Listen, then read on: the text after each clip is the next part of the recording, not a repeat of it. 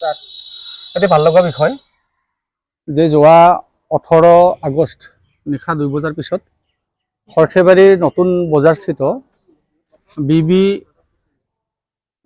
Metal ষ্টৰৰ পৰা কাহৰ সামগ্ৰী চুৰি হৈছিলে আৰু এই চুৰি সামগ্ৰীখিনি অতি তৎপৰতাৰে সৰ্থেবাৰী আৰক্ষী থানাৰ ভাৰপ্ৰাপ্ত আৰক্ষী বিষয়া বিকাশজ্যোতি ডেকাৰ নেতৃত্বত অভিযান চলাই 24 ঘণ্টা নহওঁতে চোৰ কৰায়ত্বৰ লগতে চুৰি হোৱা সামগ্ৰী আৰু চুৰি কাৰ্যত ব্যৱহৃত স্কৰপিঅ' বাহনখন জব্দ কৰিবলৈ সক্ষম হৈছে। ইতিমধ্যে 3জন চোৰ কৰায়ত্ব কৰিব পৰা হৈছে আৰু তেওঁলোক হ'ল সৰ্থেবাৰী থানাৰ অন্তৰ্গত পশ্চিম লছিমাৰ ৰহিম আলী, হকুৱাটেপা গাঁৱৰ নিতুল আলী আৰু তাৰাবাৰী থানাৰ অন্তৰ্গত চেঙাৰ মুকিব আলী।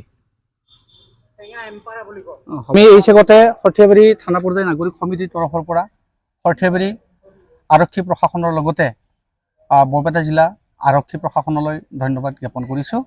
আৰু এই চেগতে মই আমাৰ ৰাইজলৈ বিনম্ৰ অনুৰোধ জনাব বিচাৰিছোঁ, বিভিন্ন অপৰাধমূলক কাৰ্য অকল পুলিচৰ দ্বাৰা নিয়ন্ত্ৰণ সম্ভৱ নহয়।